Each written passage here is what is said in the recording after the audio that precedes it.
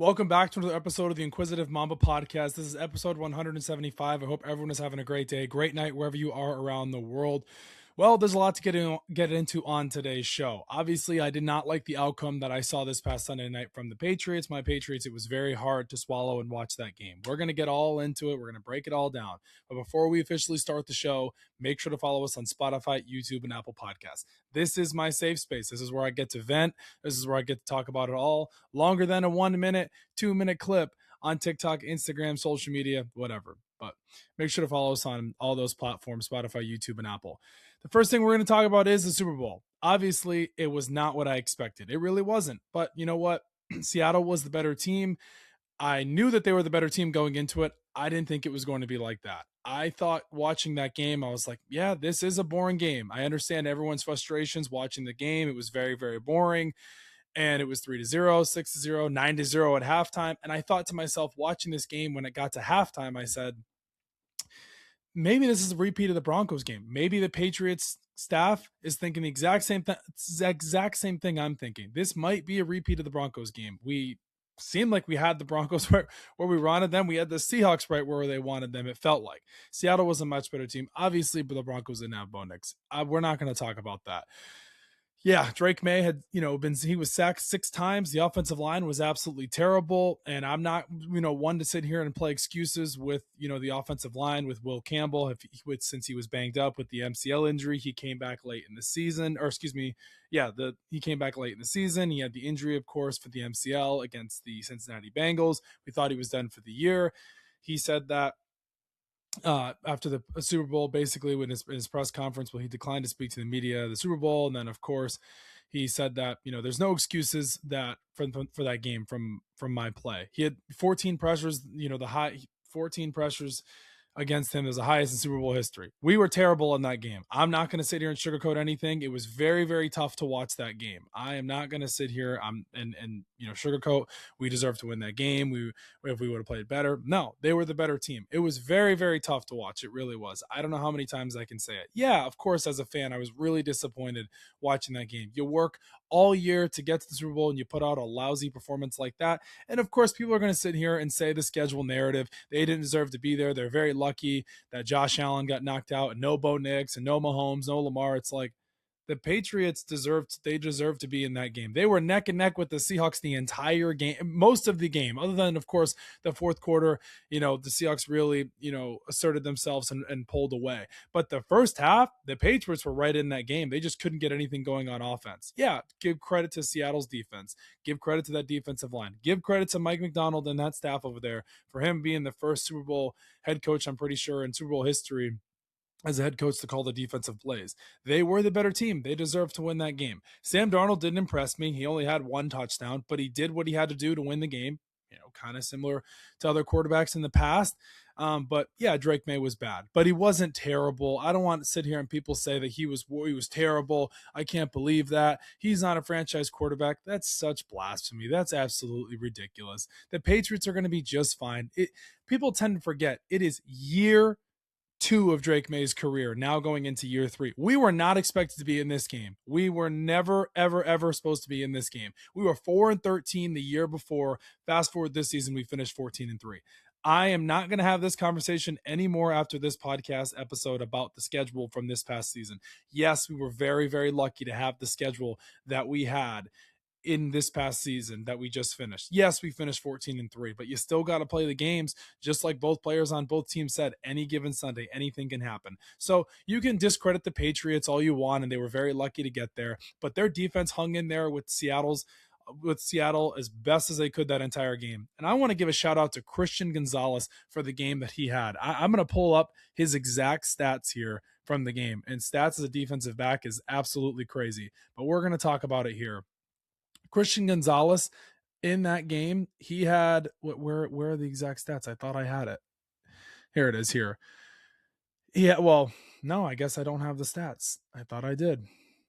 Anyways, the point is Chris Gonzalez had one of the greatest games I've seen for a cornerback in Super Bowl in recent years, let alone this entire season. The Patriots 100% will be paying him this offseason. I'm pretty confident to say he deserves the extension. Yes, he's still on his rookie deal, the 4-year deal that he signed coming out of Oregon as the 17th pick. But he was the bright spot of that game. And yes, of course, people are going to sit here and bash the Patriots, and we have the most Super Bowl losses in NFL history. We have the most Super Bowl wins in NFL history. So yeah, it was very painful to watch that game. But Gonzalez was one of the bright spots of that game. JSN got absolutely clamped. He had no words to say. Gonzalez was probably, arguably, outside of Kenneth Walker, was the best player on the field all night.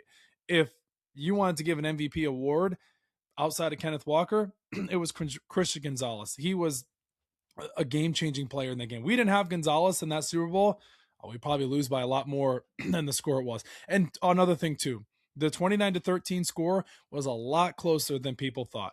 Yes, they had the fumble with Uchenna Nwosu in the end in the fourth quarter there, and May had the interception in the fourth as well to Julian Love. And I had to watch back the highlights. It was very painful to watch. I didn't think I was going to put myself through it, but I thought to myself, if I'm going to talk about it on the podcast, I got to be a little more fresh and ready from this past Sunday. But yeah, there was some positive takeaways. I think Gonzalez was good. The defense was great. That was our strongest suit this entire postseason. We got pressure on Darnold as much as we could. I think we only sacked him one time, but yeah, the offense could have played much better. I wish there would have been more adjustments by Josh McDaniels going into the second half, but I just think that Seattle just had them right where they wanted. You're never going to win a game being sacked 6 times. You're never going to win a game never having any time to throw. And Drake Maye was now the most sacked postseason quarterback in NFL history, passing Joe Burrow, which is a crazy thing to say, passing Joe Burrow, because the Bengals offensive line you saw in the Rams Super Bowl was terrible. Their offensive line has been terrible, basically since Burrow's been there the entire time. And another thing too, Drake Maye and the Patriots offense, there was no real weapons that really would scare Seattle. Like, we overexceeded our expectations in this season. We were never supposed to be in this position. It was supposed to be the Chiefs. It was supposed to be the Bills. It was supposed to be the Ravens. It was never supposed to be the Patriots. So I am extremely proud of this team for getting to the finish line. You watch your team all season and they kept stacking wins. And the season really turned around when they beat Buffalo in week 5. If I'm not mistaken, if it was week 4 or week 5. However, though, getting all the way to the end, being spoiled as a Patriots fan my entire life, and then getting back to the Super Bowl in a game where I never thought we were going to get back in a very, very long time, and you do that in Mike Vrabel's first year as a head coach for the New England Patriots, Drake Maye's second year, no real threat weapons on offense. So yeah, it is exciting to see for the Patriots for the future. I'm very optimistic. I think the future is very bright in New England, and I think Jayson Tatum. I think Drake Maye just had his Jayson Tatum 2022 NBA Finals moment. I really do. I think he's only going to learn from this opportunity that he just had. You never know if you're ever going to get back, but I'm very confident to say that I think the Patriots will be back. I don't know if it's going to be next year, but he'll definitely get to the Super Bowl again in his career. He's a very talented quarterback. He's only going to learn from this. And I'm not going to sit here and make excuses that Drake Maye's shoulder wasn't 100%. If it was 100%, we would have won that game. No, Seattle was the better team. They deserved to win that game. They're a more complete team. They were more experienced. And yes, of course I was confident going into that game. Why wouldn't I be? It's the Patriots. It's my team. Obviously, I knew we were going to be up against it. But listen, I give Seattle credit. Sam Darnold, awesome, season for him. First Super Bowl winning quarterback from the 2018 class to win a Super Bowl, was doubted. Niners, Jets, Panthers, and finds himself for the Vikings. They get rid of him last year. They say, nope, JJ McCarthy's the guy. See you later, Sam.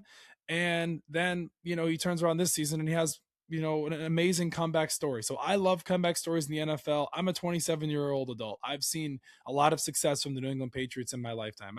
I was writing down on paper how many Super Bowls they went to in my teen years. We went to the Seahawks. We had the Seahawks one. We won that one. Then we had the Falcons one, Eagles one, the Rams one. That's 4 Super Bowls right there. And Seahawks, Falcons, Rams, Eagles, and then you had the 2 Giants ones. So that's 6 Super Bowls right there, if I'm not mistaken. Or yeah. So anyways, the point is I'm very lucky to witness all the Super Bowls. Like, another thing too, if your team wasn't in the dance, you don't get to talk. You don't get a seat at the table. There's only one winner at the end of the day in sports as it is, right? If you played sports, you quite frankly understand that you win and you lose. You're not going to win every single year. And of course, people are going to be salty. Another thing too, Jets fans, you don't get the right to claim Sam Darnold because you guys wrote him off. You let him go. So Jets fans, we won the Super Bowl too, and Patriots hate. We love watching the Patriots lose. It's like we have 6 Super Bowls, and some of these teams that are talking with fans, you've never even experienced a Super Bowl, so you have no room to talk. And they were only good because of Tom Brady. Can't say that because we got to the Super Bowl. And yeah, at the end of the day, there's only one winner. So people can sulk and cry and listen. Patriots aren't going anywhere. They just put themselves officially back on the map. Yes, we have a much harder schedule next season, but I'll tell you this, May is only going to learn from this. The team's only going to get better. We've got $42 million in cap space, and I can tell you this, around the league, other players are going to want to play with Drake Maye because of the quarterback that he is. He just finished second in MVP voting in his second year. So, listen, hats off to the Seahawks on a great season. They just lost Clint Kubiak as well. They'll probably be back there. I don't think they'll win it next year. It's so hard to repeat, but they deserve to win that game. That's really kind of how I really feel about it more than anything. I was just very happy for us to be there. Shout out to Kenneth Walker for winning Super Bowl MVP, the first running back, I'm pretty sure, I know this, first running back since Terrell Davis to win it too. So, and I thought it was a good game. I enjoyed it for the most part. It was painful in the end, of course. I thought at the end that maybe there was a chance when it was 19-7. May threw that beautiful throw to Matt Collins. That was flashes of earlier from this season. And then, of course, he had the ugly interception to Julian Love. And that was painful to watch. But I thought they were still in it at the end. I had some sort of confidence. I just believed that, I wasn't writing them off just yet. But Seattle was the better team. Had to credit to them. They got their revenge on us Seahawks fans out there. A couple of my friends are Seahawks fans, but you know what? I'm just so proud of the Patriots for the season that they just had.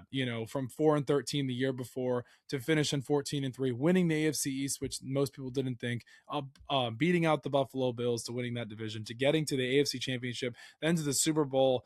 And yeah, okay, they had a Mickey Mouse postseason run. It's like, no, you play the teams in the playoffs. Like, that's a bunch of garbage. Like, the Drake Maye and the Patriots just went up against it. They went up against the Chargers, who were an elite defense. They went up against the Texans, who were arguably the number one defense in the NFL. And then you had the Broncos and then the Seahawks. Like, I don't think you can get a harder defensive postseason run than that. So he definitely will learn from this. And you guys can say what you want about the whole cupcake schedule thing, but you play who is on your schedule, and they're going to have a tougher schedule next year. So people can run their mouth all they want. You're just jealous the Patriots got to the Super Bowl and your team, most of the, and 30 other teams didn't get there. There was only 2 teams in the end, and there's only one winner at the end. So you know what? Other fans out there for other teams, some teams that I don't even have to mention, you have never even sniffed a Super Bowl. So you don't get a seat at the table.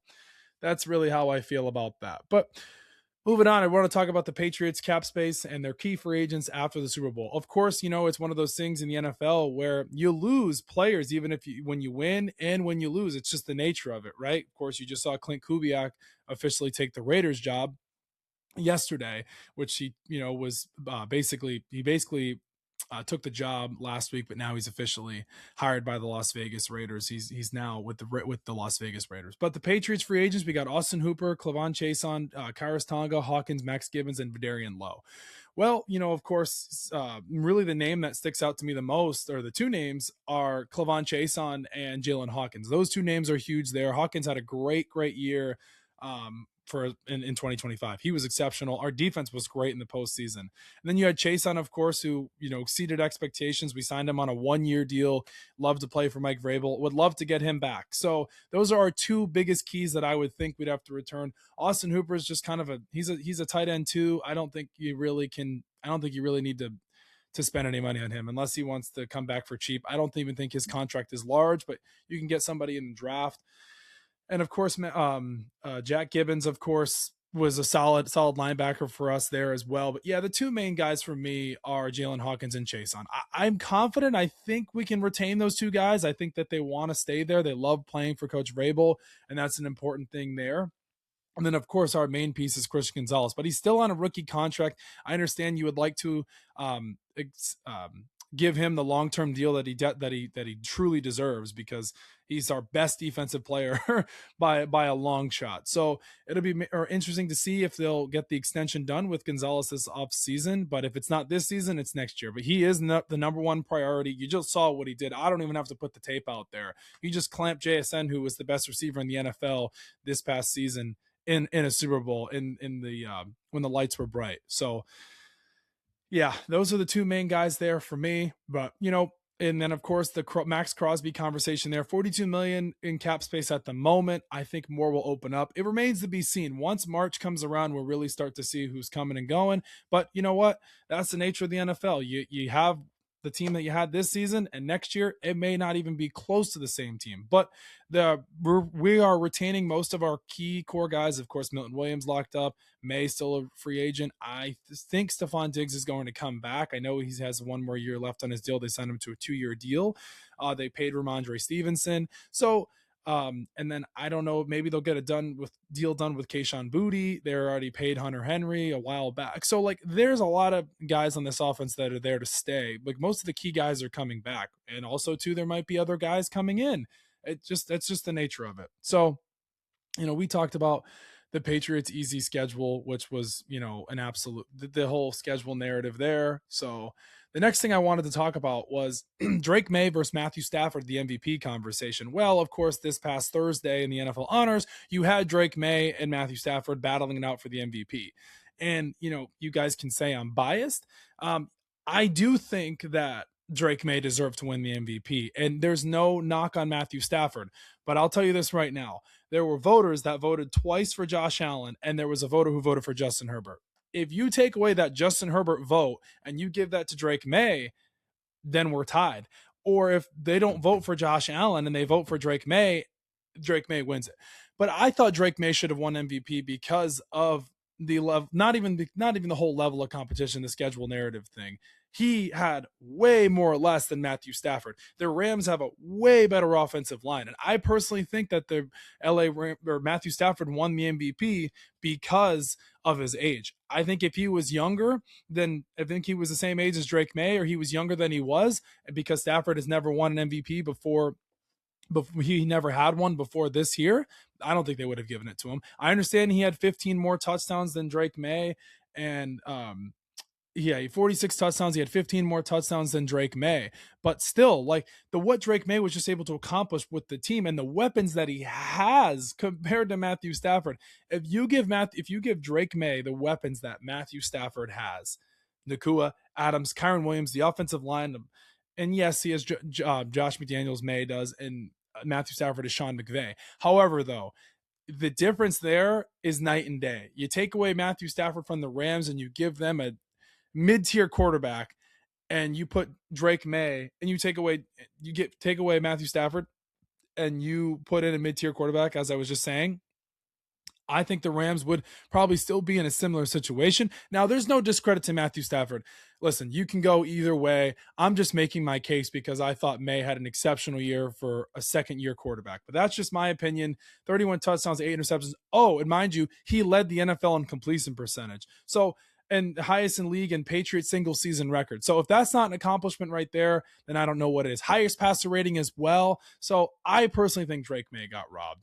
He was efficient, accurate, and historically good. It wasn't just the numbers that he had. And yeah, he had 31 touchdowns, but I don't know. I mean, 14 wins with the team that they just had compared to the Rams. I mean, that's just my opinion there. But briefly, I did want to talk about Bad Bunny's halftime show, going back to the Super Bowl. I personally loved Bad Bunny's halftime show. I know a lot of people have different opinions about it because of Bad Bunny, how he is, how his political stance is and everything about that. But however, though, for me, just watching the Super Bowl, like as a fan, I really enjoyed it. I thought it was something different than what we're normally used to compared to the pop artists, the rappers. Like I thought Bad Bunny's halftime show was way better than Kendrick Lamar's last year. I thought there was way more to it. Thought it was more entertaining. And I really, really did like how, Bad Bunny performed. I wish that we would have gotten more songs from him because I personally like Bad Bunny as an artist. I didn't understand every single song that he was singing up there, but listen, and people getting upset about it. It's America, right? Like the NFL isn't just catered to Americans. It's a global. It's global now. There's a reason why that the NFL participates or puts games in Europe. They put games in Brazil, and they're trying to expand even more because it's not just the NFL does not just cater to Americans. Yes, mainly their audience is Americans. I totally understand that. But it is not the only audience in that watches the NFL. I thought Bad Bunny did an awesome job. I love the symbolism that he showed when the kid was basically handing him a Grammy, basically saying like, "Hey, like believe in yourself. Like this can happen." Because Bad Bunny at one point in his life was bagging groceries to now leading the Super Bowl halftime show. He was the uh Bad Bunny became the first Latin solo artist to headline the Super Bowl stage. If people don't remember this, Bad Bunny actually was a part of the 2020 Super Bowl in Miami with J-Lo and Shakira. So Bad Bunny isn't new to the halftime show, but it was amazing to see him headline. I thought he did an awesome job. I really did. And which was even funnier about this too was there was a wedding that occurred during the halftime show. I thought that was so funny, and most people thought it was a fake wedding. It was like, no, they actually got married, excuse me. Bad Bunny didn't just perform at the Super Bowl. He reimagined what a halftime show could be, giving us a moment that felt like belonged to a culture. Yes, it was a cultural moment for, Puerto Ricans, for the Latin community. And personally, like I said, I love Bad Bunny. I wish we would have gotten more songs from him, but I knew he was going to open up to Tite Me Pregunto. Listen, I didn't understand everything that he was saying during the halftime show, but it was something different. It was something different than what we're used to, and the dancing and the culture. And I loved like the whole message behind it, of course. And it was kind of, symbolic of passing inspiration to the next generation and showing what's possible. Because, like I said, where Bad Bunny was to where he is now, and man, it was just something different. My name is Benito Antonio Martinez Ocasio, and if I'm here today at Super Bowl LX, Super Bowl 60, is because I never ever stopped believing in myself. And listen, when you hear messages like that, it makes you want to, better yourself and think, hey man, if I'm in a bad position right now, I can better myself. Believe in yourself, right? Let's relay Bad Bunny's halftime show to Sam Darnold. Believe in yourself. After the Super Bowl, when the Seahawks won, Sam Darnold said he was with his parents afterwards, and he said, I'm here because my parents never stopped believing in me. And that right there is a good message for everybody out there. But listen, I liked Bad Bunny's halftime show. If I were to rate it, I would give it like an 8 out of 10. 9, 10 is like just like absolutely perfect. I wish he would have played more songs, but man, he can dance his ass off. He really can. And he can say, he can sing, he can perform. It was something different rather than what we're used to. And I did like that there really wasn't any like big political message either. We got to watch Bad Bunny for the artist that he is. It was no political stuff. There was nothing really anything like that at all. People were upset, of course. People are always going to have an opinion because it wasn't an American artist up there, and most people couldn't understand it. It's like it's something different. It's like we don't need the same thing. We don't need the same flavor every single year. It's like I don't need vanilla ice cream every single time I want to eat ice cream. I want to change it up at some point, right? And I thought it was a cool moment for the NFL more than anything. That's really how I feel about it. Well, of course, we'll move on to the NBA briefly here. We got the NBA All-Star Weekend this weekend, which will be cool to see. The the big NBA 75th All-Star Game, of course, with USA team and Team World battling it out. So that'll be cool. I'm excited for that this weekend. I can't believe we're already at the NBA All-Star break. Now, of course, with football shifting, we're going to be going to basketball. And then, of course, we have Jayson Tatum potentially coming back. He actually is now practicing and doing 5-on-5 scrimmages with the Boston Celtics G League team. So people were asking me, what do you think? Should Jayson Tatum come back? Is he going to be coming back? Listen, the Celtics are third in the East right now, and they just traded for Vucevic. I don't know. To be honest with you, I'm kind of torn in between. I don't think Jayson Tatum should come back unless he's like 100%. Like, I don't think the Celtics are rushing him back. I hope he doesn't feel like he's rushed to come back, and I don't think that's the case. But if you're asking me, I mean, they're third in the East right now. Like, I don't think Jayson Tatum's gonna like interrupt anything, but an Achilles injury that's you're not even you're it hasn't even been a full calendar year yet. I think it's a risk to bring him back. Realistically, I do.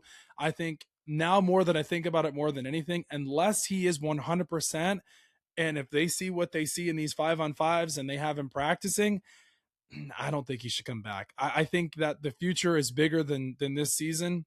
The Jays, of course, together.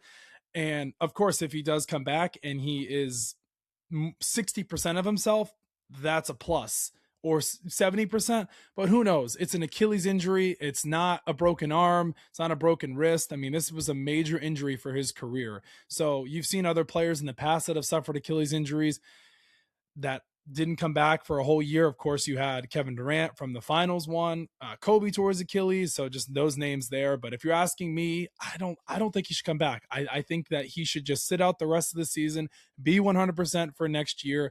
But I do think that the Celtics think he's going to come back. I really do. I mean, now that he's doing 5-on-5 court workouts and he's practicing with the Celtics G League team, I think they think that he is potentially coming back. But yeah, I mean, the Achilles injury is one of the most severe injuries in all of sports. Like, it's not, like the injuries I just mentioned. It's not a broken arm. It's not a broken wrist. It is not a broken shoulder. An Achilles is everything, especially in basketball. I mean, you use your legs more than anything in basketball.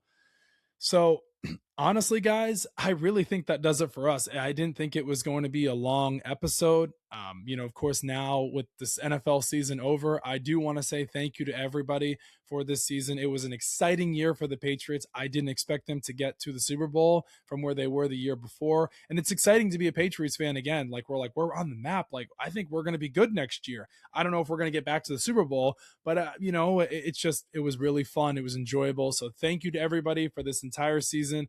On behalf of the Inquisitive Mamba Podcast, your host, Joey Munroe, it was a pleasure for the NFL this past season. I can't believe the NFL is already over. It goes by so quick. Now we turn our attention to basketball, baseball, hockey. We have the Olympics here, Milan Cortina with Team USA. Hopefully they can bring home gold for us. That would be awesome. Canada is going to be a very, very tough matchup, of course, as well as other teams. So yeah, I'm just excited. We'll get into baseball, of course, here. We got spring training starting soon here.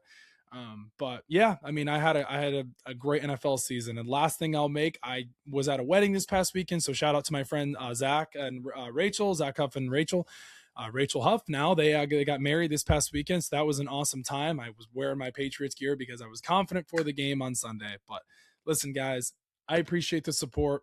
Always, we record weekly episodes. If this is your first time tuning in, this is your first time tuning in. We appreciate it. But on that note, guys, we talked about the Super Bowl halftime show. We talked about the Super Bowl, where the Patriots are going from here, a little bit about Will Campbell. Of course, it came out earlier today that Will Campbell is going to be staying at tackle. He's not going to be moving to guard or center. Vrabel said that's our left tackle for the future as well. But just very proud of this Patriots team for the season that they had. We've been very, very fortunate to collaborate with some awesome Patriots fan pages as well on Instagram. So that's been awesome as well.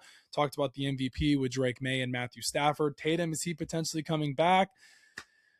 But Sam Darnold's historic comeback, right? I mean, that's an awesome one there, relating that to Bad Bunny and Sam Darnold. They're two stories there. But guys, I mean, this was a short episode. I can't believe that this was this short. I mean, we hit on everything. I mean, there's Tatum's Achilles, NBA All-Star briefly. We talked about the halftime show. We talked about the halftime, the MVP between Drake Maye and Matthew Stafford. We talked about the Patriots cupcake schedule that people put in quotations that I shut down. We talked about the Patriots cap space and the free agents for the season. Gonzalez. We talked about Drake Maye's and Jayson Tatum, comparing the two, their moments there from when they first got there. May getting sacked. We talked about Kenneth Walker briefly Super Bowl MVP, the Sam Darnold redemption, Super Bowl within itself, Drake Maye and Sam Darnold stat line, key players in the Super Bowl, of course. So I want to say thank you, guys. I mean, I didn't think the Patriots were going to get this to this point. I really didn't. It was a pleasure to watch my team get all the way to the end from where they started from the beginning of the season. I think this season, more than anything for the Patriots, is one I'll never, ever forget, because we were not expected to be here. And just remember, guys, it's we all we got, we all we need. We'll see you guys next week. Have a great week, everybody. Enjoy yourselves. Be safe, be smart, and we'll see you guys on the next one.